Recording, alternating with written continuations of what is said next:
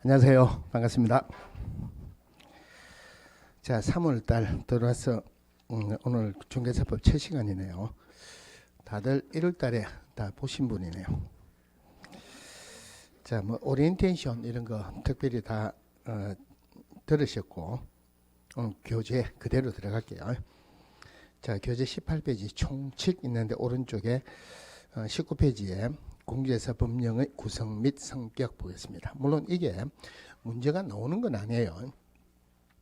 우리가 부동산학 개론 말고는 전부 다 법을 배워서 공부를 하지만은 공부를 하는데 기본적으로 법이 어떻게 구성이 되어 있다 하는 정도는 알고 들어가야 되죠. 자, 우리가 법이라는 말을 쓰고 법률이라는 말도 씁니다. 법이다 법률이다 하는 것은 특별히 구분할 만한 필요는 없어요. 일반적으로 법 이름이 짧으면 법이라고 붙입니다. 뭐 민법, 등기법, 공주회사법. 법 이름이 길면은 법률이라고 붙여요. 국토의 계획 및 이용에 관한 법률, 집합건물의 소유 및 관리에 관한 법률. 특별히 구분할 필요는 없죠. 법은 국회에서 만듭니다. 그런데 국회에서 법이라는 이름으로 미주알 고주알 전부를 만들 수가 없기 때문에 근간이 되는 뼈대만 만들고 시행에 관한 부분은 대통령에게 위임을 합니다. 그래서 그것을 대통령령이라 그래요. 자, 이 대통령령을 줄여가 다른 말로 시행령이라고도 합니다. 그런데 대통령령에서도 모든 내용을 다 담을 수가 없어요. 그래서 대통령령에서도 담을 수 없는 것, 국민생활에 가장 구체이고 가장 밀접하고 이런 것들, 어떤 뭐 첨부에 대한 서류 또는 서식이 어떻게 됐다 이런 것은 각 부로 위임을 하는데 우리 공제사법은 국토교통부 소관이에요. 그래서 이것을 국토교통부령이라고 한다. 다른 말로 하면 시행규칙이라고 합니다. 자, 요거는 법인데 요거는 엄격하게 말하면 법이 아니고 명령입니다. 이것을 합해가지고 법령이라고 한다. 우리 시험범위는 법령이 시험범위예요. 자, 그런데 우리 나중에 등록을 신청할 때 수수료를 냅니다. 그 수수료는 얼마를 내는다 하는 것은 아무도 모르죠. 그죠? 그것은 지방자치단체 조례로 정합니다. 그 다음에 나중에 공제사 협회 공부할 때 협회에서는 정관이 정하는 바에 따라 지분화 제를 설치할 수 있다. 그 정관, 뭐 조례 내용, 정관 내용은 우리 시험 범위가 아니죠. 올해는 또 특별히 표시 광고할 때 많이 들어갔는데 국토교통부 장관이 고시한다. 요 내용, 요거 세 개의 내용은 우리 시험 범위가 아니에요. 그래서 중요한 것은 대통령령으로 정하느냐 국토교통부령으로 정하느냐 이게 중요한 게 아니고 우리 시험 범위냐 아니냐, 시험 범위가 아닌 것은 어디에서 정한다. 요거 구분하는 게 중요합니다. 그래서 법령의 구성을 보면서 일단 시험 범위를 말씀을 드렸고, 그 다음 넘어가서 이번에 공제사법의 성격, 물론 이게 나오는 건 아니에요. 첫 번째, 부동산 중개에 관한 기본법이다 하는 말은 부동산 중개할 때는 우리 공제사법을 적용해라 이 말이에요. 부동산 중개할 때 학원의 설립 및 운영에 관한 법률을 적용한다 이런 말이 안 되죠. 그래서 부동산 중개할 때 공인중개사법을 적용해라 하는 말이 이 공제사법이 부동산 중개에 관한 기본법이다 이렇게 표현합니다. 이번엔 상법 및 민법의 특별법이다. 물론 공제사법 자체가 특별법은 아니지만은 이거는 무슨 말이냐면은 자, 부동산 중개를 하는데 공인중개사법에서도 내용이 있고 민법에서도 같은 내용이 있다. 그런데 내용이 다르다고 가정합시다. 그러면은 중개업을 할 때는 무슨 법을 먼저 적용해야 되겠습니까? 공인중개사법을 먼저 적용해야 되겠죠. 그래서 민법보다는 중개업을 할 때는 공제사법을 먼저 적용해라 하는 말을 공제사법은 민법에 대해서 특별법적인 지위에 있다. 다르게 표현하면은 공제사법은 민법의 특별법적인 성격을 지닌다. 이걸 줄여가지고 공제사법은 민법에 대해서 특별법이다 이렇게 표현합니다. 공인중개사법하고 상법도 마찬가지예요. 자, 그 다음에 3번에 보면 사회법이다. 사회법이다. 다른 말로 중간법이다. 또는 혼합법이다. 이렇게도 표현을 하는데 우리 법은 기본적으로 개인과 개인 간의 관계를 나타내는 사법, 그리고 국가와 지자체나 공공기관과 개인 간의 관계를 나타내는 공법으로 나눌 수 있어요. 그러면은 공인중개사법에서는 사법적인 요소도 있고 공법적인 요소도 있다. 두 개 다 들어갔다고 해서 사회법이다, 중간법이다, 혼합법이다 이렇게 표현합니다. 오른쪽에 국내법이라 우리나라 내에서만 적용하는 거예요. 그런데 방금 제가 말씀드린 법의 성격이 32번 치는 것 중에서 지문에 딱 하나 나왔습니다. 그래서 문제가 나올 건 아니고요. 자, 그 다음에 오른쪽에 공인중개사법의 목적. 자, 1조 목적 볼게요. 박스 안에 것만 볼게요. 자, 이 법은 공인중개사의 업무 등에 관한 사항을 정하여 그 전문성을 제고하고 부동산 중개업을 건전하게 육성하여 국민 경제에 이바지함을 목적으로 한다. 이렇게 되어 있는데, 자, 목적이 한 10년 정도 전만 하더라도 2년에 한 번씩 한 문제가 꼭 나왔어요. 근데 마지막으로 문제가 나왔을 때 한 문제로 나온 게 아니고 지문 하나만 나오고 그 다음부터 문제가 사라졌습니다. 그래서 지금은 문제가 나올 가능성은 거의 없습니다. 근데 내용을 한번 보기만 보면은 지금 우리가 공부하는 법이 공인중개사법인데 이 공인중개사법이 되기 전에는 법 이름이 뭐냐면은 공인중개사의 업무 및 부동산 거래 신고와 관한 법률 이래서요. 자, 근데 우리가 자격이라는 것은 어느 정도의 전문성은 있죠. 예를 들어서 변호사, 굉장히 전문적이죠. 그에 걸맞는 변호사법이 있어요. 법무사도 전문적이죠. 그에 걸맞는 법무사법이 있습니다. 그러면은 자, 우리가 중개업을 하는 대상은 부동산이에요. 부동산은 일반 서민들의 입장에서는 제일 큰 재산이다. 그럼 이거는 아무나 중개할 수 있다고 봐야 됩니까? 전문가가 해야 된다고 봐야 됩니까? 전문가가 해야 되죠, 그죠? 그래서 우리도 우리도 이 전문가로서 인정을 해가지고 이에 걸맞는 법, 공인중개사법을 만들어 달라고 누차 요구를 했는데 별도로 공인중개사법을 만든 게 아니고 원래 있는 공인중개사의 업무 및 부동산 거래 신고에 관한 법률에서 부동산 거래 신고 제도만 빼가지고 부동산 거래 신고에 관한 법률이라고 만들고 나머지 부분을 전부 다 공인중개사법으로 했어요. 그래서 그 안에서 나오는 게 첫 번째 전문성을 제고한다. 물론 틀리게 나올 건 없고, 자, 부동산 중개업을 건전하게 육성한다 그러죠. 여기서 굳이 문제를 따지자면은 제일 중요한 게 중개업이에요. 이건 어떻게 보시느냐면은 자, 우리나라 법은 독일법에서 위례가 되었다 이렇게 보시면 됩니다. 법의 내용도 형식도 독일법하고 굉장히 유사합니다. 법의 형식이라는 게 1조 목적이에요. 2조 용어정의, 3조부터 내용이 쭉 들어가다가 마지막에 가면은 벌칙이 나옵니다. 그리고 법이 끝나고 나면 부칙이 나와요. 그래서 우리나라 법의 어떤 법이라도 1조는 목적이에요. 목적이 몇 조라고요? 1조죠. 그죠? 1조라는 말은 몇 개라는 말입니까? 한 개죠. 한 개. 그러면은 제가 지금 말씀드린 것 중에서 한 개짜리를 찾아보세요. 중개업, 중개업무, 중개업자, 중개행위, 중개질서 어느 게 한 개입니까? 중개업 하는 게 하나죠. 그죠? 그래서 제일 중요한 부분이 중개업이다. 이래 보시고 자, 그 다음에 건전하게 육성한다 이래 돼 있는데 요게 지도 육성한다 이러면 안 된다는 거 조심하세요. 이 법 나오기 전에는 전부 다가 지도 육성한다 이랬는데 지금은 지도라는 말이 빠졌어요. 지도한다 좋은 말이죠. 그죠? 근데 따지고 보면은 무시무시한 말이에요. 벌 주겠다는 말입니다. 물론 법의 가장 기본적인 모토가 어떤 것을 하지 마라 하면은 벌 주겠다 하는 게 기본적인 모토지만은 법의 액면에 나오는 목적까지 무시무시하게 벌 주겠다 들어갈 필요가 없죠. 그래서 지도 육성하는 게 아니고 그냥 육성한다 이래 됐어요. 마지막으로 궁극적인 목적이 국민 경제에 이바지함을 목적으로 한다. 우리 1조가 목적이다. 1조는 시작이죠. 그죠? 우리나라 단어는 기억으로 시작하지 히어로서로 시작하는 거 아니죠. 그래서 기억으로 시작하는 국민 경제에 이바지함을 목적으로 한다. 굳이 외울 필요는 없고 이렇게 한번 듣는 것 정도만 하면은 족합니다. 밑에 출제 가능성 있는데 출제 가능성 없습니다. 자, 넘어가서 22페이지에 용어 정의 볼게요. 자, 용어 정의 보면은 중개라는 용어부터 그다음에 중개 보존까지 6개가 있는데 중개라는 말을 우리가 일반 사회생활을 할 때도 중개라는 말을 많이 씁니다. 그죠? 근데 사회생활을 할 때 중개라는 말을 어떤 의미로 쓴다 하더라도 이 법 안에서 중개라는 말이 나오면은 여기에서 정의된 대로만 해석을 해라 이 말이에요. 용어 정의가 법에서 가장 기본적인 내용이에요. 그러면은 우리가 비록 부동산은 개론 말고는 전부 다가 법을 배워서 공부를 한다 하지만은 법을 전문적으로 공부하는 사람은 아니죠. 법을 전문적으로 공부하는 사람이 아닌 사람이 치는 그 시험에는 가장 기본적인 용어 정의는 반드시 나와요. 그래서 용어 정의는 법에 나와 있는 그대로 보셔야 돼요. 자, 처음에 중개 한번 보겠습니다. 자, 중개라 하면 제3조 규정에 의한 중개 대상물에 대해서 거래 당사자 간의 매매 교환 임대차 그 밖의 권리의 득실 변경에 관한 행위를 알선하는 것을 말한다. 자, 제가 앞에 설명을 드리고 우리 교재에 해당되는 것 필요한 것 한번 쭉 같이 한번 읽어볼게요. 자, 중개 한번 보겠습니다.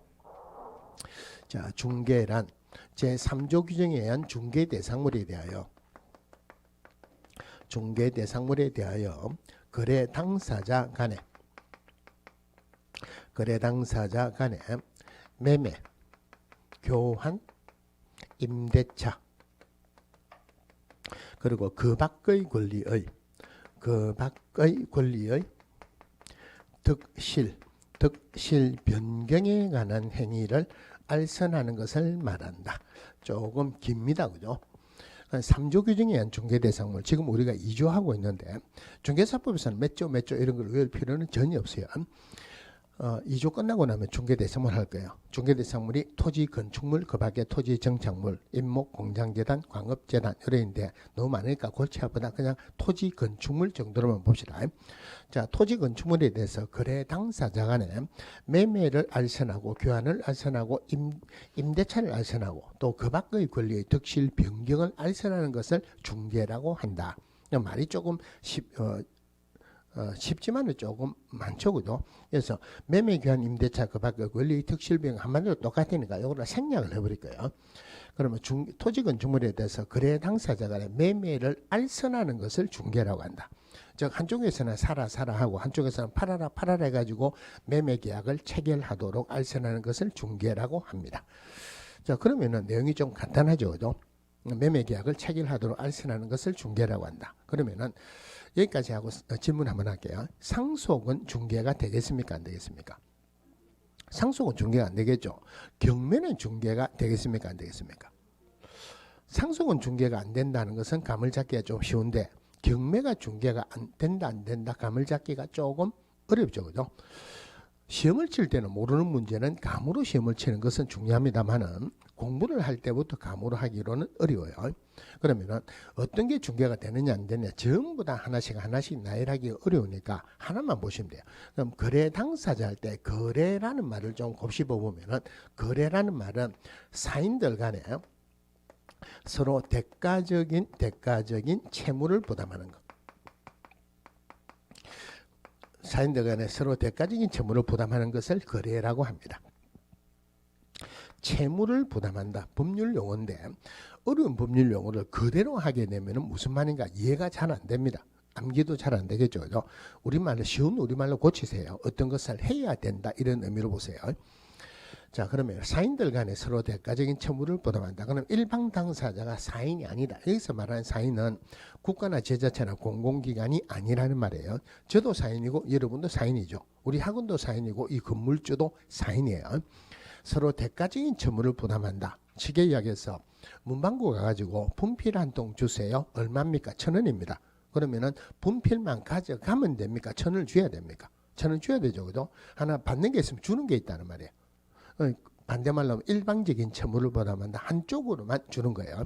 그러면 상속은 자, 예를 들어서 상속은 한쪽으로만 줍니까? 안 그러면은 주고 받는 게 있습니까?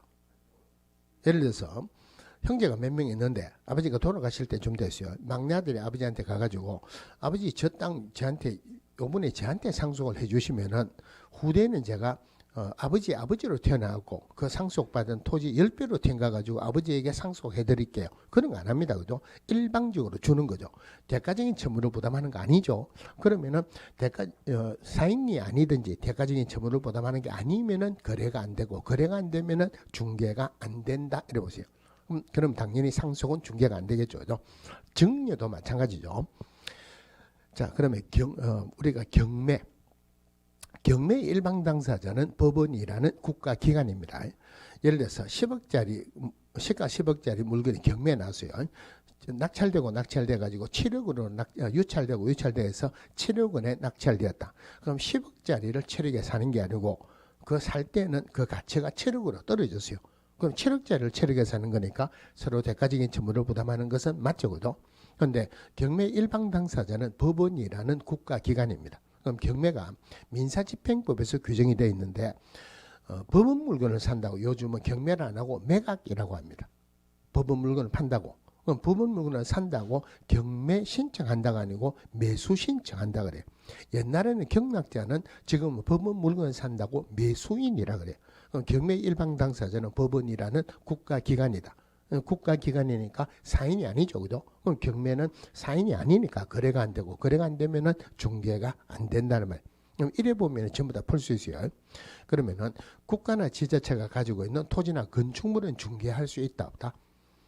그래 되면 일방 당사자가 국가나 지자체가 되죠, 그죠? 그럼 중개할 수 없다 이래 되겠네. 자, 그럼 거래 당사자가 매매를 알선하고 교환을 알선하고 그 매매하고 교환은 소유권이 이전하는 거죠. 임대차, 임차권입니다. 그 밖의 권리 의뢰 있는데, 자, 갑이 을에게 집을 팝니다. 그러면은 물론 이런 것들은 지금 한번 하는 거지 지금 끝나고 나면은 더 이상 안 하는 거예요.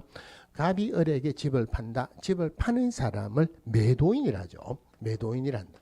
사는 사람을 매수인이라고 합니다. 자, 갑이 집주인인데 을하고 임대차 계약을 체결했어요. 집주인을 임대인이라죠. 임대인이란다. 세입자를 임차인이라고 합니다. 자, 갑이 집주인인데 을하고 전세 계약을 체결해가지고 전세권 등기를 했어요. 그러면은 집주인을 전세권 설정자라고 합니다. 전세권 설정자. 그 다음에 세입자를 전세권자라고 합니다. 전세권자. 자, 그럼 매매할 때는 매도인, 매수인. 임대차 계약을 체결하면 임대인, 임차인인데 전세권은 물권이에요. 물권은 전부 다가 설정자, 권자 이렇게 붙습니다. 그러면 설정자, 권자를 어떻게 붙이느냐면은 자, 전세권을 설정한다는 의미가 뭐냐면은 결론이 자, 전세 계약을 체결했다. 전세금을 지급하죠. 그죠? 전세권 등기를 했어요. 계약 기간이 끝났다. 나가야 되죠. 그죠? 전세금 주세요. 받아 나가야 되는데 집주인이 지금 돈이 없어요. 그럼 세입자는 전세금 못 받아가지고, 그죠? 그러면 그럴 때는 등기된 전세권에 기해 가지고 그 집을 경매 들어갈 수 있다는 거예요. 그래서 내 돈을 먼저 받아가겠다. 그럼 결론적으로 전세권 등기를 함으로써 집주인이 이득을 봅니까? 세입자가 이득을 봅니까? 세입자가 내 돈 먼저 받아가는 게 보장이 되어 있죠. 그 권리를 설정함으로써 똑같은 말로 등기함으로써 이득을 보는 사람에게 권자라고 합니다. 나머지를 설정자가 돼요. 자, 다른 예를 한번 들어볼게요. 자, A가 B은행에 가고 돈을 좀 빌려달라 합니다. 그럼 B은행에서는 그냥 빌려주는 게 아니고 담보 있나 물어보죠. 그죠? 담보 있다 그러니까 저당권 설정하자 해갖고 저당권을 설정했어요. 그러면은 저당권을 설정한다는 말은 기간 내에 돈을 안 갚으면은 경매에 들어가겠다. 내 돈 먼저 받겠다는 말. 저당권을 설정함으로써 돈 빌리는 사람이 이득을 봅니까? 은행이 이득을 봅니까? 은행이 이득을 보죠. 이득을 보는 은행을 저당권자, 나머지 한 명을 저당권 설정자. 그래서 물권은 전부 다 이렇게 해요. 자, 그러면은 매도인이 매수인에게 집을 팔았어요. 그럼 소유권이 바뀌죠, 그죠? 매도인하고 매수인 누가 소유권을 득합니까? 매수인이 소유권을 득하죠. 매도인은 소유권을 실하죠, 그죠? 거꾸로 하면 득실이죠. 다른 말로 변경이에요. 그런데 우리가 권리는 일반적으로 변경이라는 말보다는 이전이라는 말을 더 많이 씁니다. 그럼 이걸 이전으로 바꾸면은 중개대상물에 대해 토지건축물에 대해서 거래 당사자 간의 소유권 이전하는 것을 알선하는 것을 중개라고 한다. 쉽게 이야기하면 매매계약을 체결하도록 알선하는 게 중개라고 한다. 내용은 어려운 건 아니다, 그죠? 그러면은 이 중개라는 개념에서 문제의 핵심은 뭐냐면은 매매, 교환, 임대차 그 밖의 권리, 여기 한마디로 중개 대상인 권리죠. 어떤 게 중개 대상인 권리에 해당하느냐, 이게 문제의 핵심이 되는데 이거 중개 대상인 권리가 뭐냐 굳이 하나하나씩 외우지 말고 우리가 민법을 한 바퀴 돕니다. 한 바퀴 돌면은 어떤 권리가 등기가 되고 어떤 권리는 등기가 안 된다 이런 거는 공부를 하시죠. 그죠? 한마디로 말해서 등기되는 권리, 등기될 수 있는 권리는 전부 다 중개 대상인 권리에 해당한다. 그리고 퉁 치버리세요. 그럼 물건에서 물론 소유권 등기되고 지상권, 지역권, 전세권 등기되죠. 그죠? 저당권도 등기됩니다. 임차권, 채권이니까 원래 등기가 안 되는 거죠. 하지만 임차권도 등기될 수도 있죠. 그러니까 임차권은 등기가 되든지 안 되든지 중개대상 권리에 해당합니다. 등기된 환매권 이런 것도 중개대상 권리에 해당한다. 그러면은 담보가 등기는 등기하는 겁니까? 안 하는 겁니까?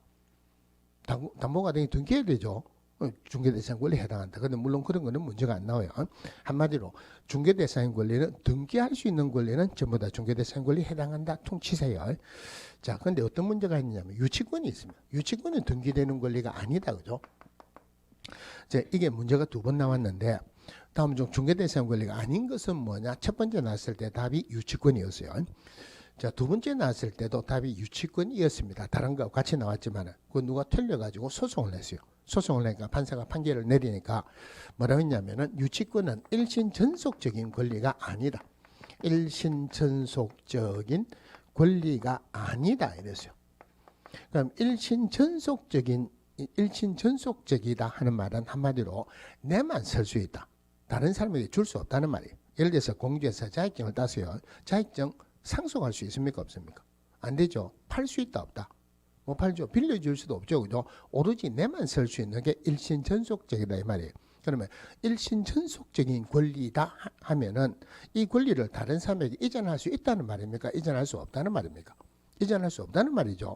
그런데 판례에서는 유치권이 일신전속적인 권리가 아니다 그랬어요. 그럼 이전할 수 있다 이 말이죠. 그래서 유치권에 목적 부동산 그리고 피담보채권을 여기서 말하는 피담보채권이라는 말은 돈 받을 수 있는 권리, 목적 부동산을 점유하는 그 부동산 이것을 함께 이전할 수 있다 그래요. 함께 이전할 수 있다. 그래서 결론적으로 유치권 이전할 때는 이전 시는 중개대상 권리에 해당한다. 중개대상 권리에 해당한다 하고 판례를 내렸습니다. 근데 유치권 하면은 그냥 중개대상 권리에 해당한다고 보세요. 유치권의 행사 이런 건 안 되죠. 이전할 때만 대상이 돼요. 나중에 판례가 똑같은 판례가 나왔습니다. 법정지상권이에요. 자, 법정지상권 한마디로 지상권은 등기하는 권리죠, 그죠? 근데 법정지상권은 등기하는 게 아니죠. 지상권 등기를 안 했지만 등기한 것으로 본다 이 말이에요. 제일 쉽게 보면은 등기 안 되는 권리니까 원래는 중개대상 권리가 아니었는데 유치권하고 법정지상권 이전할 때는 중개대상 권리에 해당한다. 그래서 중개하는 거는 요 정도 이렇게 보시면 돼요. 그런데 우리 교재에서는 앞에 안 나와 있고 저 뒤에 나와 있을 건데 여기서 판례를 하나 보셔야 돼요. 어떤 판례를 보시냐면은 자, 갑이 등록증 자격증을 가지고 있는데 을이라는 사람이 갑의 등록증 자격증을 대여 양도받아서 운영하고 있어요. 그런데 병이라는 사람이 을에게 가가지고 오피스텔 하나 구해주세요 이랬어요. 그러니까 을이 자기 것도 아닌 오피스텔을 자기 것처럼 속여가지고 을하고 병하고 직접 임대차 계약을 체결했다. 그럼 여기서 을이 등록증 자격증을 대여 양도받아서 운영하고 있다. 핵심적인 내용은 아닙니다. 자기 것도 아닌 오피스텔을 자기 것처럼 속여가지고 임대차 계약을 체결했다는 것도 핵심적인 내용은 아니에요. 그러면 결론만 말하면은 병이 을에 가고 오피스텔 하나 구해주세요 그러니까 을이 내 오피스텔에 있는데 내하고 계약을 체결하자. 그래 돼서 을하고 병하고 임대차 계약을 체결했다 이 말이에요. 그러면 을은 임대차 계약의 당사자로서 계약을 체결했지 임대차를 중개를 한 거는 아니죠. 중개를 한 건 아니죠. 그죠? 이 행위는 중개행위다 아니다. 중개행위가 아니다. 그래서 이건 중개행위가 아니다. 이건 나중에 우리 금지행위 중에서 직접 거래로 들어가는 이 판례는 앞으로 자주 나올 거예요. 자, 우리 교재에 22페이지에 정의 보셨고 중개행위의 성격 이것도 32번 치는데 딱 한 번 나왔습니다. 문제가 나올 건 아니에요. 자, 중개행위는 거래 당사자 간의 중개행위는 거래 당사자 간의 거래 계약은 법률행위죠. 계약은 법률행위죠. 그죠? 그런데 중개는 계약이 아니고 계약을 체결하도록 알선하는 것이다. 그래서 끝에 보면은 사실행위다. 틀리게 놓으면은 법률행위라고 나올 거예요. 중개행위는 법률행위가 아니고 사실행위다. 굳이 하나 더 보면은 중개행위는 대리행위가 아니고 자기행위다. 대리행위가 아니고 자기행위다. 자, 그 다음에 오른쪽에 중개대상물 나중에 할 거니까 그냥 넘어가고 자, 그다음 넘어가서 권리금은 중개대상물이 아니다. 이건 나중에 별도로 할 거예요. 그 밑에 중개대상인 권리, 뭐 소유권, 점유권 등등 있는데 이거 굳이 외우지 말고 소유권에 등기하는 권리죠. 중개대상 권리에 해당합니다. 점유권에 등기되는 권리가 아니죠. 중개대상 권리가 아니다. 그래서 등기되느냐 안 되느냐 이거 가지고 중개대상 권리에 해당하느냐 안 하느냐 이래 보시면 돼요. 자, 그런데 오른쪽에 5번에 유치권입니다. 자, 유치권 두 번째 줄 중개대상이 될 수 없다 그랬죠. 그죠? 없는 게 원칙이에요. 등기되는 권리가 아니니까. 자, 그러나 그 뒤에 피담보 채권과 목적물의 점유를 함께 이전할 경우 유치권은 그 이전이 가능하므로 유치권의 양도는 중개가 가능하다. 다른 말 유치권 이전할 때는 중개대상의 권리에 해당한다 이 말이에요. 밑에 법정지상권도 마찬가지예요. 자, 그 다음에 넘어가 가지고 오른쪽 페이지에 중개업 보겠습니다. 자, 중개업이 용어 정의에서 문제도 제일 많이 나오고 판례도 제일 많습니다. 앞으로 문제가 나올 가능성도 제일 많은 거예요. 자, 정의 한번 볼게요. 중개업이라 하면 다른 사람의 의뢰에 의하여 일정한 보수를 받고 중개를 업으로 행하는 것을 말한다. 자, 봅시다. 중개업이란 다른 사람의 의뢰에 의하여 일정한 보수를 받고 중개를 업으로 하는 것을 말한다. 이래 했는데 일단 중요한 거 들어가기 전에 먼저 한번 볼게요. 자, A가 갑에게 우리 집 팔아주세요. B가 갑에게 어떤 집을 사주세요. 이래가지고 중개를 해갖고 거래 계약이 체결됐어요. 일반적으로 이래 되겠죠. 자, 그런데 A가 갑에게 우리 집 팔아달라 부동산 거래 정보망에 정보 공개했어요. B가 을에게 어떤 집을 사달라 검색해 보니까 맞아졌습니다. 그러면은 A가 갑에게 우리 집 팔아달라, B가 을에게 어떤 집을 사달라 부동산 거래 정보망을 통해서 중개가 돼가지고 거래 계약이 체결되는 경우도 있죠. 그러면은 이럴 때는 갑은 A, B 쌍방에게 의뢰를 받았죠. 그런데 이럴 때는 갑은 A에게만 의뢰받았고 을은 B에게만 의뢰받았죠. 그죠? 이래가지고 중개가 되는 경우도 있을 수 있죠. 그죠? 그래서 판례에서 중개할 때 쌍방 당사자로부터 의뢰받은 경우뿐만 아니고 일방 당사자의 의뢰에 의해서 매매교환, 임대차, 그 밖의 권리의 특실 변경을 알선하는 것도 중개에 해당될 수 있다. 이렇습니다. 자주 나오는 건 아니에요. 자, 중개업은 기업공개사만 합법적으로 중개업을 할 수 있어요. 그럼 기업공개사 아닌 자가 중개업을 하면 처벌받습니다. 우리 법에서 제일 못하게 하는 게 기업공개사 아닌 자가 중개업을 하는 걸 제일 못하게 합니다. 그럼 나중에 기업공개사 넣을 건데 기업공개사 되기 위해서는 등록을 해야 돼요. 그럼 기업공개사 아닌 자가 중개업을 한다. 제가 표현할 때는 무등록자로 표현할게요. 그럼 무등록자가 중개업을 하는 걸 제일 못하게 해요. 그럼 제일 못하게 한다는 말은 벌이 제일 크다는 말입니까? 제일 작다는 말입니까? 제일 크죠. 그죠? 우리 법의 형벌이 1년 이하의 징역 또는 1천만 원 이하의 벌금, 그리고 3년 이하의 징역 또는 3천만 원 이하의 벌금 두 개가 있어요. 너무 표현하기가 기니까 제가 이걸 표현할 때는 1년에 1천, 3년에 3천 이렇게 해요.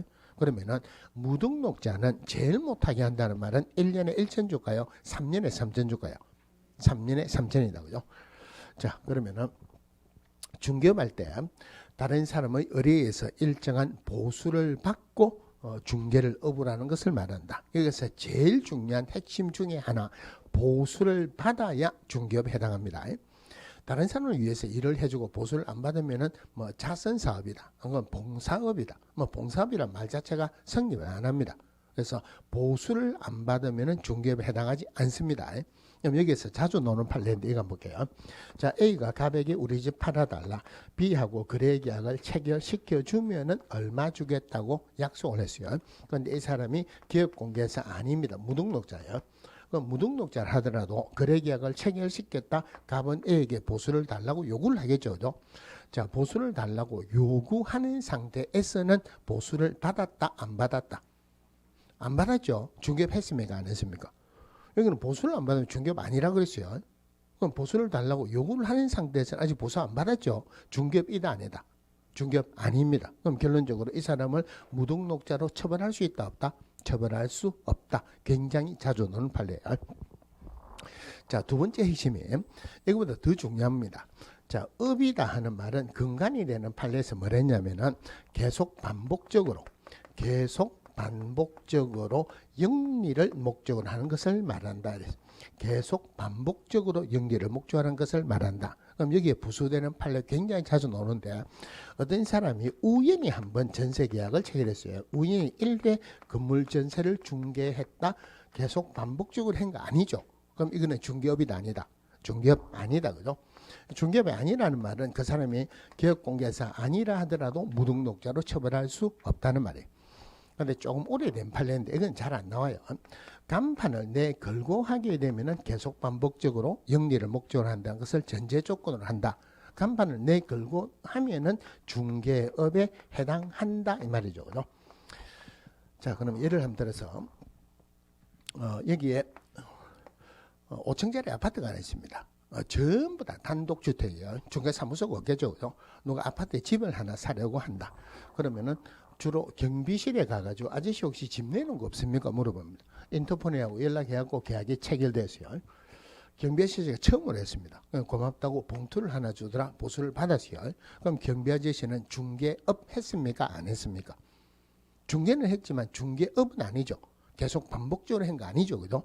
그런데 이 경비 아저씨가 이사철 되니까 이런 사람들이 제법 많더라. 그래서 조그만 입간판을 딱 내걸었습니다. 중개합니다. 간판을 내걸면은 중개업 하는 거 맞죠?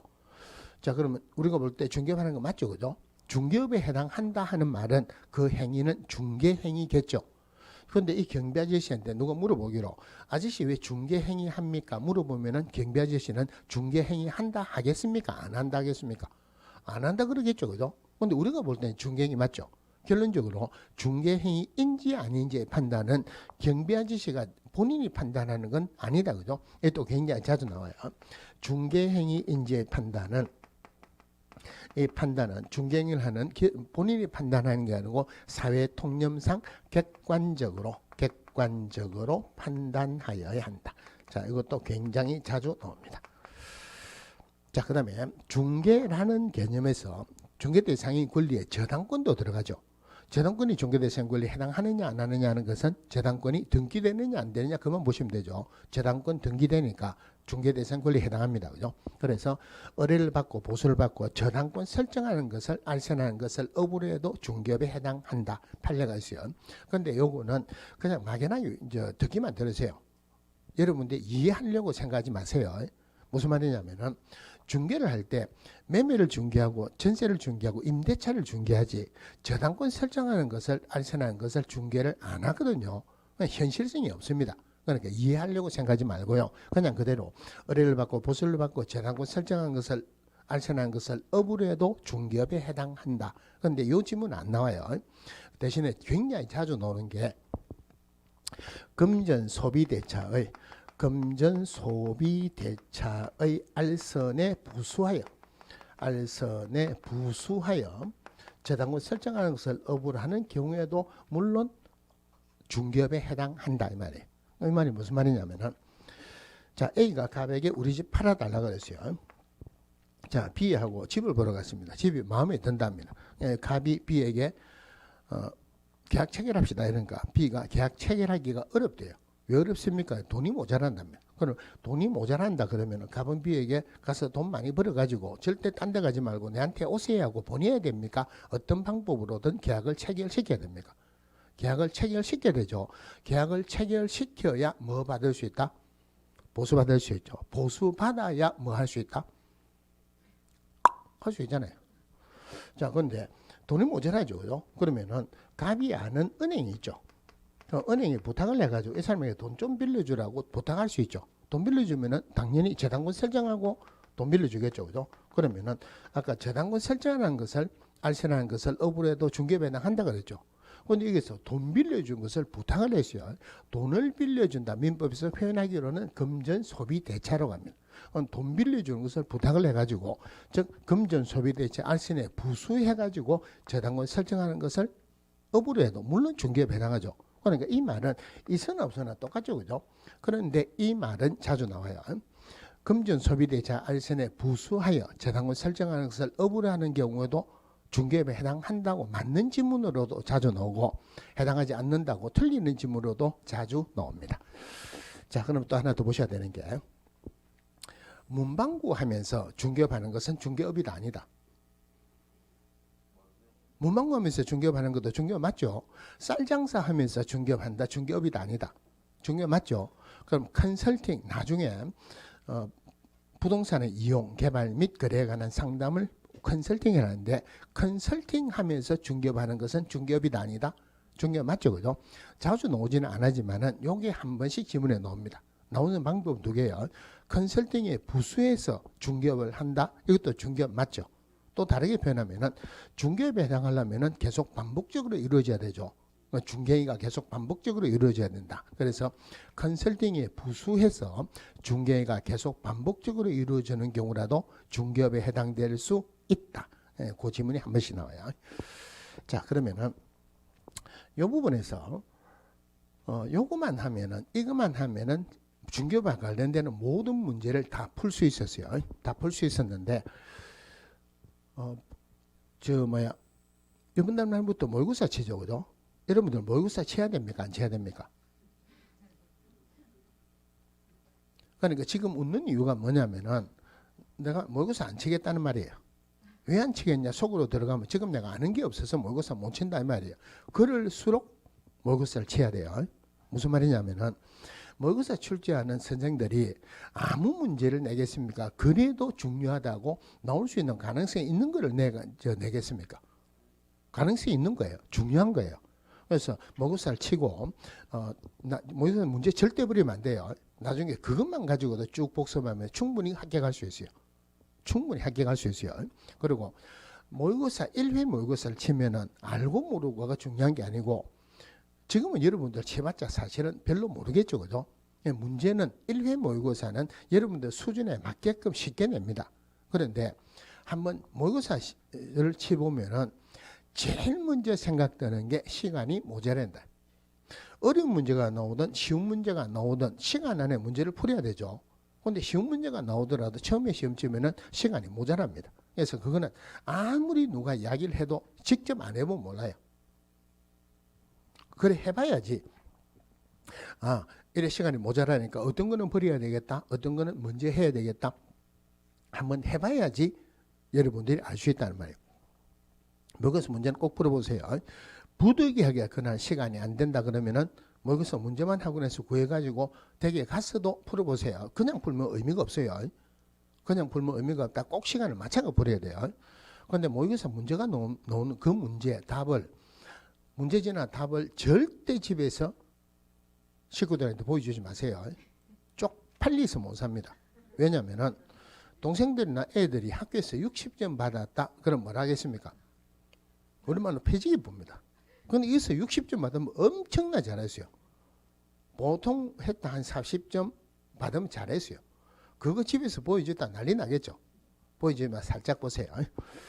자, 그런데 제가 이제 모의고사 문제를 보면은 이 문제가 물론 우리 학원에서 치는 시험은 그러지는 않겠지만 보통의 경우에 시중에서 나오는 문제를 보면은 이 문제가 어디에서 나왔고 기출 문제 어느 거고 어느 선생이 낸 문제고 다 압니다. 보통의 경우에는 기출 문제 중에서 요거 내고 이래 많이 해요. 제가 1년에 모의고사 문제를 적어도 10회는 냅니다. 많이 내면 한 20회 냅니다. 굉장히 어렵습니다. 물론 출제 가능성이 있는 것 이런 것들은 기출 문제를 내기도 하지만 저는 가능하면은 제가 문제를 내려고 노력을 합니다. 몇 년 전에 더 이상 문제가 나올 게 없어요. 고민을 하다가 문제를 하나 냈어요. 맞는 거 보세요. 기업공개사 아닌 자가 중개업을 하면 처벌받는다 그랬죠. 기업공개사만 합법적으로 중개업을 할 수 있어요. 그러면은 기업공개사 아닌 자가 의뢰를 받고 보수를 받고 중개를 업으로 했다. 이거 중개업이다 아니다. 기업공개사 아닌 자가 의뢰를 받고 보수를 받고 중개를 업으로 했어요. 중개업이다 아니다. 이게 중개업이 아니면은 그 사람 무등록자로 처벌을 못하죠. 그래서 기업공개사 아닌 자가 의뢰를 받고 보수를 받고 중개를 업으로 해도 중개업에 해당합니다. 고에 그 문제를 냈는데 모의고사 문제를 냈는데 그 해 그 문제가 그대로 나왔어요. 그러면은 지금까지 나온 기출 문제 말고는 중개업 더 이상 나올 건 없습니다. 딱 하나 남았어요. 지금 한 거하고 똑같은 말이에요. 표현 방법만 다릅니다. 자, 중개업 용어 정의 해볼 테니까 맞는 거 보세요. 중개업이란 기업공개사가 다른 사람의 의뢰에서 일정한 보수를 받고 중개를 업으라는 것을 말한다 하면은 맞다 틀렸다. 자 보세요. 개업공개사가 의뢰를 받고 보수를 받고 중개를 업으라는 것을 말한다 라면은 개업공개사 아닌 자가 이렇게 하면 중개업 아니라는 말이죠. 그러니까 아닌 자가 해도 중개업 맞죠. 그래서 중개업할 때 용어 정의에서 개업공개사가 의뢰를 받고 보수를 받고 중개를 업으라는 것을 말한다 이러면 틀렸죠. 용어 정의할 때는 누가 하느냐 하는 말은 들어가면은 안 됩니다. 무슨 말인지 알겠습니까? 요 지문이 아직까지 안 나오고 하나 남았습니다. 자, 그러면 중개업까지 했죠. 자, 중개업 용어 정의 해볼 테니까 맞는가 보세요. 잘 들어보세요. 자, 중개업이란 3조 규정의 중개 대상물에 대해서 거래 당사자 간의 매매 교환 임대차 그 밖의 권리의 특실 변경을 알선하는 것을 업으로 하는 것을 말한다 하면은 맞다 틀렸다. 틀리죠, 그죠? 근데 방금 한 거는 중개라는 개념에서 업이라는 것을 붙인 것밖에 안 돼요. 근데 지문이 기니까 지문이 긴 거는 맞다 틀렸다 한꺼번에 판단하기가 쉽지는 않아죠. 그래서 중개업할 때 판단의 기준은 어떤 말이 나오더라도 보수를 받았다는 말이 없으면 중개업 아니에요. 그래서 이거 길다 하더라도 핵심은 쭉 보다가 보수 받았다는 말이 없으면 틀리죠, 그죠? 중개업이란 의뢰를 받고 보수를 받고 중개를 업으로 하는 것을 말한다 이래야 돼요. 자, 용어 정의 보셨고 그 다음에 넘어가서 28페이지 제일 위에 동그라미 3번에 중개사무소 개설 등록을 하지 않은 자가 무등록자가 다른 사람의 의뢰에 의해서 일정한 보수를 받고 중개를 업으로 하는 것도 중개업에 해당한다. 자, 그 다음에 4번에 중개사무소 개설 등록을 하지 않은 자라도 무등록자라도 보수를 받지 않고 중개를 했거나 그럼 중개업 아니죠. 또 우연한 기회에 단 1회 중개를 한 경우 계속 반복적으로 한 거 아니죠. 중개업 아니다. 그래서 처벌할 수 없다는 말입니다. 그 밑에 판례 한번 볼게요. 자, 거래 당사자로부터 보수를 현실적으로 받지 아니하고 단지 보수를 받을 것을 약속하거나 거래 당사자들에게 보수를 요구하는 데 그친 경우는 중개업에 해당한다고 할 수 없다. 중개업 아니죠, 그죠? 아니다 그러면은 중개업 아니니까 그 사람을 무등록자로 처벌할 수 없다. 똑같은 말이에요. 자, 그 다음에 밑에 판례 볼게요. 중개사무소 개설 등록을 하지 않은 자가 우연한 기회에 단 1회 건물 전세 계약을 중개하고 보수를 받은 사실만으로는 알선 중개를 업으로 한 것이라고 볼 수 없다. 우연히 한 번 하는 것은 계속 반복적으로 하는 거 아니죠. 그러니까 이거는 중개업 아니다, 그죠? 그 바로 위에 동그라미 2번 볼게요. 자, 업이라는 것은 중개업이라는 것은 밑에 줄 끝에 사회 통념에 따라 판단해야 된다. 그 기업공개사 중개행위를 하는 본인이 판단하는 게 아니고 사회 통념상 객관적으로 판단하여야 한다. 오른쪽에 판례 볼게요.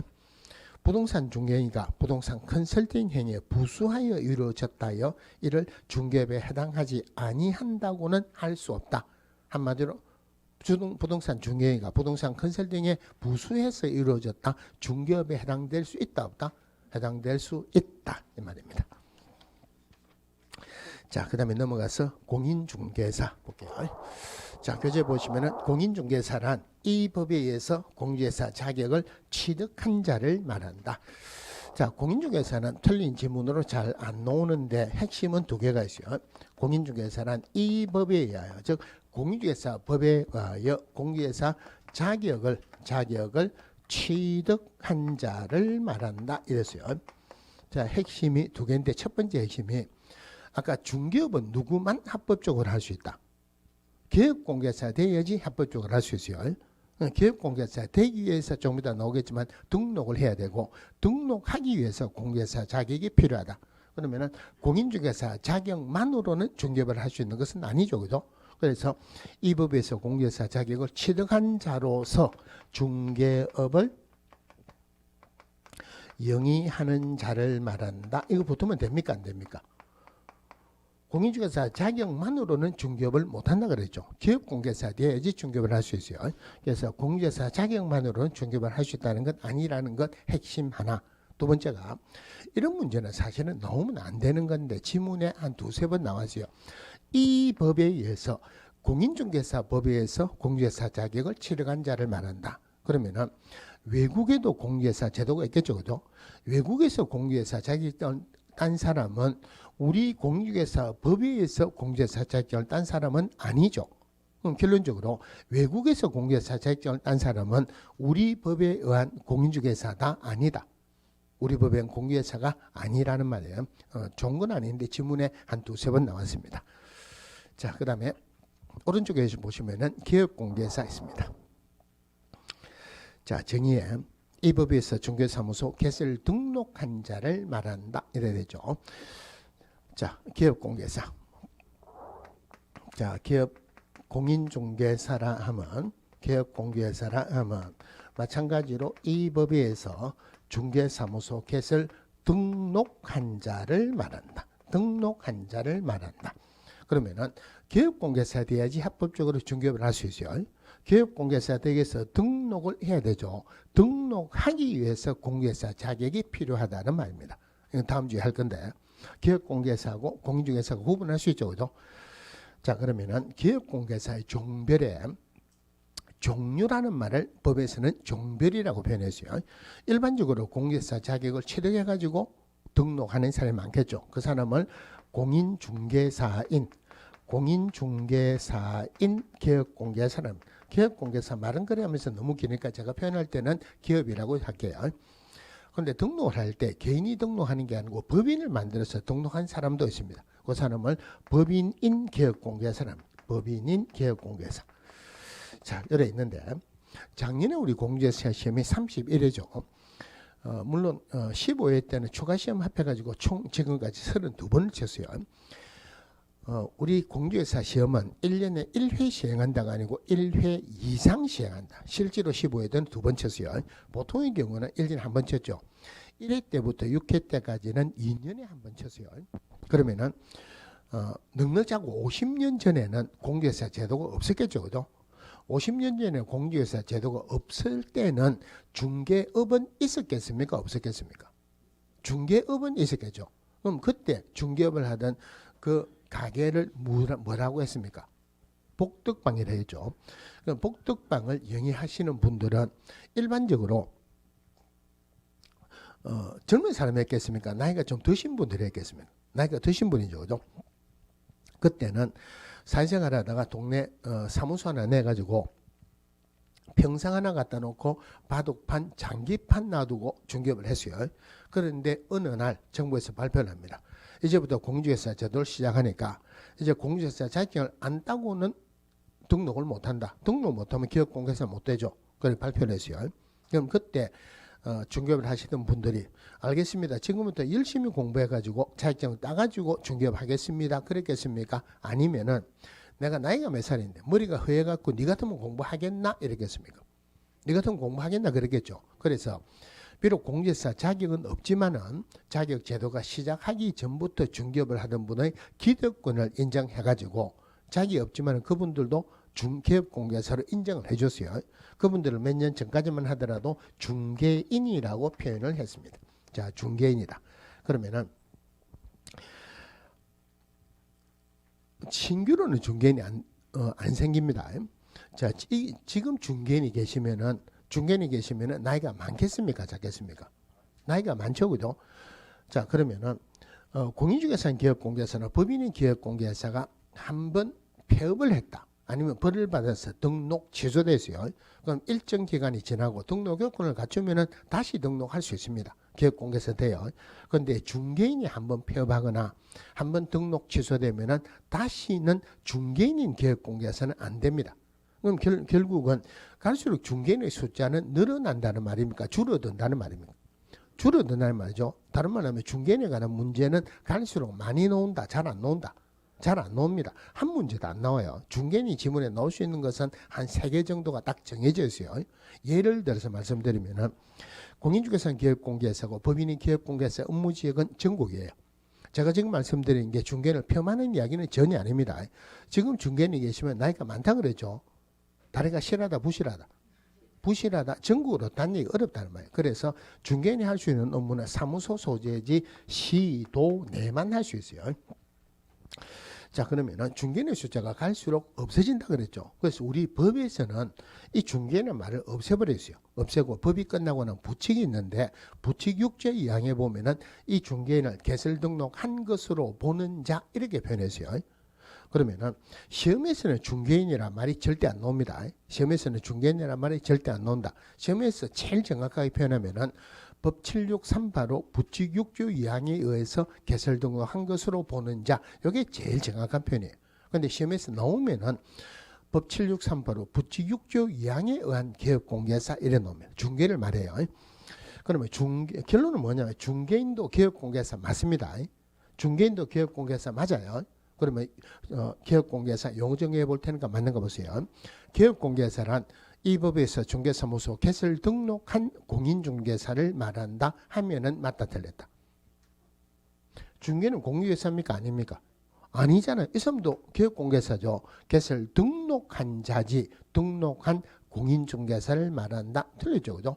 그러면은 자, 개업공개사란 중개업을 영위하는 자를 말한다 하면은 맞습니까? 틀립니까? 중개업을 영위하는 자. 이거 아니라는 거 조심하셔야 돼요. 개업공개사는 중개업을 영위하는 자를 말한다. 틀리죠, 그죠? 왜냐하면은 아까 무등록자가 의뢰를 받고 보수를 받고 중개를 업으로 했다. 중개업이 아니다. 중개업 맞다 그랬죠. 무등록자가 중개업을 했다. 그러면 그 사람이 개업공개사 되면 안 되죠. 그래서 개업공개사는 중개업을 영위하는 자를 말한다. 아니죠, 그죠? 그냥 중개사무소 개설 등록한 자를 말한다. 이래야 돼요. 용어 정의는 법에 있는 그대로 하세요. 그럼 이거 맞는 거 보세요. 개업공개사란 이 법에서 중개사무소 개설 등록한 자로서 중개업을 영위하는 자를 말한다 하면은 맞다 틀렸다. 틀리죠. 일단 틀린 이유가 법인의 중개사무소 개설 등록한 자를 말한다 그랬죠. 그죠? 그럼 이게 들어가면 왜 안 되느냐면은 자, 개업공개사 휴업할 수도 있고 벌을 받아서 업무 정지받을 수도 있어요. 휴업기간 중에는 중개업을 안 하죠. 업무 정지 기간 중에는 못 하죠. 그죠? 휴업 기간 중에 기업공개사도 기업공개사고 업무 정지 기간 중에 기업공개사도 기업공개사입니다. 기업공개사 중에서 업무 안 하거나 못 하는 사람도 있죠. 안 하거나 못 하는 사람도 있는데 중개업을 영위한다. 이래 들어가면 안 되죠. 기업공개사는 오로지 이 법에서 중개사무소 개설 등록한 자를 말한다. 끝이 나야 돼요. 자, 근데 이 지문이 한번 나와야 되는데 아직까지 안 나온 게 있습니다. 이거 맞는 거 보세요. 개업공개사란 다른 사람의 의뢰에 의하여 일정한 보수를 받고 중개를 업으로 하는 자를 말한다 하면은 맞다 틀렸다. 개업공개사란 다른 사람의 의뢰에 의해서 일정한 보수를 받고 중개를 업으로 하는 자를 말한다. 어디서 받다고 맞다 그러면 안 돼요. 의뢰를 받고 보수를 받고 중개를 업으로 하는 게 중개업이잖아요. 그러면 중개업을 영위하는 자를 말한다 하는 말이나 의뢰를 받고 보수를 받고 중개를 업으로 하는 자를 말한다 하는 말이나 똑같은 말이에요. 틀리죠, 그죠? 기업공개사란 중개사무소 개설 등록한 자를 말한다. 이렇게 끝이 나야 돼요.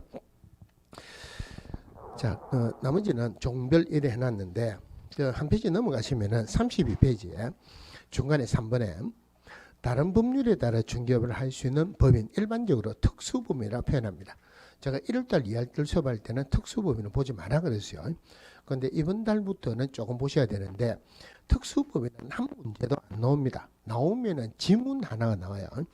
그런데 지문 이걸 설명을 드리려면은 저 뒤에 것까지 하나씩 가지고 와야 되니까 지금 그래 하기는 곤란하니까 보증 설정하는 게 끝나고 나면은 특수법인에 관한 지문이 다 나왔습니다. 그래서 보증 설정하는 부분 끝나고 나면은 특수법인에 대해서 정리를 해드릴게요.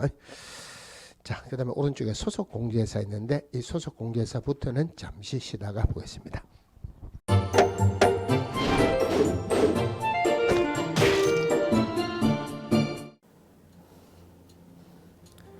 안녕하세요. 부동산 공법을 강의하는 고상철입니다. 자, 제가 이번 시간에 말씀드릴 건 뭐냐면 공인중개사를 여러분이 공부하시다 보면은 여러 가지 자료들, 뭐 OX 문제라든지 어떤 요약된 집약된 자료, 뭐 PPT 자료 이런 것들이 많은데 그 일일이 출력하다 보면 여러분들이 보관하고 하는데 불편함이 있어서 그런 것들을 좀 약간 또 해소도 하기 위해서 또 다른 사람들하고 커뮤니티도 뭐 할 수 있기 때문에 저희는 네이버 밴드라는 어플을 좀 활용할 건데요. 그 네이버 밴드에다가 자료를 올려놓은 거를 내가 다운을 받고 내가 보는 방법에 대해서 알려드릴 테니까 이 부분에 대해서 제가 시작하는 거 똑같이 따라 하시면 설치부터 사용 방법까지 말씀드릴 테니까 그대로 따라오시면 됩니다. 자, 1단계 네이버 밴드 어플을 다운받습니다. 자, 그럼 네이버 밴드 다운을 어떻게 받냐? 자, 플레이스토어 우리 안드로이드 버전으로 갈게요. 그래서 플레이스토어를 누르시면 화면이 바뀌면서 지금은 이제 컴퓨터 화면을 제가 이제 좀 크게 보이게끔 해놓은 거라서 여러분 핸드폰에는 아마 맨 위에 여기 검색창이라는 게 있을 건데 여기다가 제목을 넣는 거예요. 제목을 뭐라고 쓰냐면 네이버 밴드 아니면 밴드 이렇게 쳐도 돼요. 밴드 치면 제일 상단에 나오죠. 그래서 이제 네이버 요 밴드가 요 초록 색깔 바탕에 B자예요. 밴드. 그래서 이제 여러분은 설치 누르시면 됩니다. 자, 2단계 그럼 네이버 밴드를 일단 들어가셔야 돼요. 들어가서 검색하기 전에 밴드 어플을 누르면 위측 상단에 이 돋보기 모양이 있을 거예요. 이 돋보기 모양을 누르기 전에 우리가 이제 검색을 해야 되잖아요. 누르시면 검색 컨트롤 가요. 여기다가 우리 공수모라고 치면 돼요. 공수모 치고 엔터 치면 이제 그동안 이제 우리 공수모 관련된 게 나올 건데 제일 상단에 있을 겁니다. 그래서 여기 네이버 33개가 밴드가 나왔는데 그중에 여기가 1등이죠. 자, 그럼 이제 3단계 해당 공수모 밴드로 들어갔습니다. 그럼 들어가시게 되면 가장 첫 화면에 공인중개사 수험생 모임이거든요. 원래 그 수험생들만 위한 모임이기 때문에 시험 정보하고요. 어떤 자료들이 있어요. 뭐 OX 문제, 뭐 오지선다 문제, 그리고 이제 요약된 자료들 그런 거 공부할 수 있는 활용하는 어떤 밴드고요. 이 강의와 관련된 어떤 특강이 있다거나 할 때 공지사항 같은 거 그리고 지속적으로 교수님들께서 자료를 올려드릴 거기 때문에 요 관련된 자료 관련된 거 어떤 거 있는지 잠깐만 한번 보겠습니다.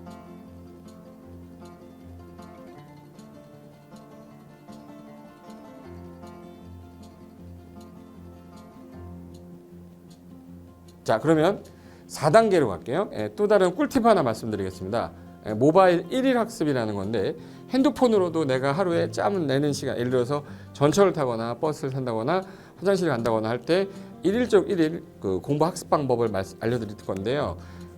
메인 화면에서 위로 좀 올라가면은 모바일 1일 학습이라고 나올 거예요. 여기 있습니다. 모바일 1일 학습이라고 해서 시험 과목에 따른 문제가 나올 거예요. 그러면 여기를 올리시면은 여러분이 이제 그 시간 안에 이 문제에 대한 것을 읽어본 다음에 여기서 정답과 해설은 바로 보여지면 이거는 암기가 돼버리기 때문에 정답 해설은 맨 밑에 안 보이게 숨겨놨어요. 그래서 현재 밑으로 쭉 내리면 인지에 가서 쭉 내리면 요때 답이 나와요. 댓글이라는 게 있어요. 내가 쓴 거는 내가 확인할 수 있잖아요. 그래서 요 댓글 표시 보시면은 이런 거는 표정 좋아요 한번 눌러주는 거예요. 예. 그럼 여기서 내가 좋아요 그러면서 뭐 선생님 사랑해요 해도 되고 좋아요 이런 거 눌러주신 다음에 그 다음에 밑으로 가면 이제 댓글을 쓸 수 있어요. 그래서 정말 궁금한 부분에 대해서 댓글 남겨주시면 확인이 되는 경우에 바로 답글을 올릴 수 있게끔 실시간으로 할 수 있을 것 같습니다. 자, 지금까지 과정과 같이 공수모 밴드예요. 공인중개사 수험생 모임 밴드를 줄여서 우리 공수모 밴드라고 하는데 이렇게 가입하시면 여러 가지 자료들 업데이트되는 거 개정되는 부분 신속하게 받아들일 수 있기 때문에 아마 여러분 학습하는데 도움이 많이 될 겁니다. 그래서 꼭 가입하셔서 좋은 자료도 받고 매일매일 학습하시면서 도움 되셨으면 좋겠고요. 자, 여러분의 합격을 진심으로 기원하겠습니다.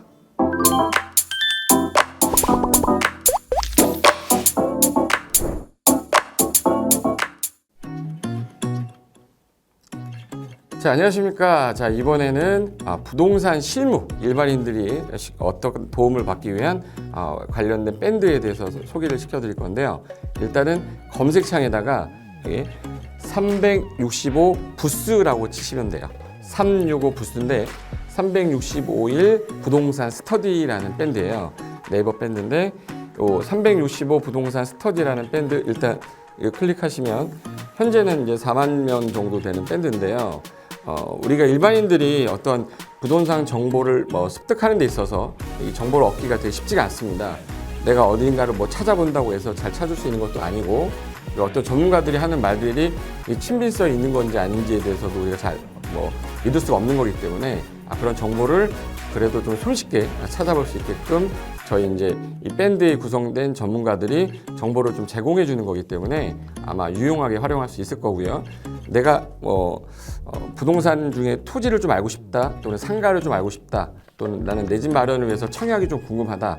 근데 그게 솔직히 어디 가서 물어보거나 어떤 정보를 찾기 쉽지 않아서 그것 때문에 만들어진 밴드라고 보시면 돼요. 그래서 365일 내내 부동산을 어떤 공부한다는 취지로 밴드에 들어오셔서 질의응답도 하시고 궁금한 사항에 대해서 뭐 예를 들어 문의를 하시면 저희가 관련된 정보를 또 제공해주는 그런 밴드라고 보시면 되겠습니다. 어떤 밴드냐면 한번 보시면은 지금 현재는 뭐 공지사항이 제일 먼저 나올 건데요. 이 공지사항은 기존에 있던 오프라인이 어떤 강좌가 있으면 그 강좌에 관련된 거 뭐 세미나라든지 그래서 평소에 이제 우리가 이제 접하지 못했던 강의들 있죠. 이렇게 진행이 된다라는 거 공지를 좀 하는 그런 내용들이고요. 하나 좀 더 올리면 자 이제 우리 교수님이에요. 교수님 중에 상가 교수님이 최근에 예를 들어서 법이 바뀌었어요. 법이 바뀌게 되면 최근에 바뀐 법이 이러한 바뀐 법이 있으니 중개업을 한다거나 투자를 할 때 좀 유의해서 알아보시면 좋겠습니다라는 거를 올려놓을 거예요. 기존에 올려놓은 자료가 있으면 또 찾아보시면 되는 거니까 이렇게 해서 계속 밴드에서 소식을 받으시면 실전에 굉장히 도움을 많이 받을 거라고 예상합니다. 부동산 관련된 내용 중에서 하나 더 보시면 이제 랜드프로에서 직접 우리 프로그램 만들고 있어요. 그래서 부동산 까발리기, 부동산 부티크 뭐 이런 TV 관련돼서 부동산 팁 있죠. 예를 들어서 청약을 받아야 되냐 말아야 되냐, 지금 강남권 아파트를 투자해야 되냐 말아야 되냐, 이런 정보를 쉽게 여러분들이 접하지 못하기 때문에 그런 관련된 것들을 시대에 맞게 흐름에 맞게 부동산 시장이 이제 요동치면 내가 지금 집을 팔아야 되냐 사야 되냐 그런 것들에 대해서 신속하게 정보를 들을 수 있는 밴드니까 시간이 나실 때마다 자주 들어오시고 저도 자주 들어가서 좋은 정보 남겨드릴 테니까 자주 들어오시기 바랍니다. 저는 부동산 공법하고 부동산 토지 투자를 강의하는 고상철이었습니다. 자주 밴드에서 뵙도록 하겠습니다. 자, 수고하셨습니다.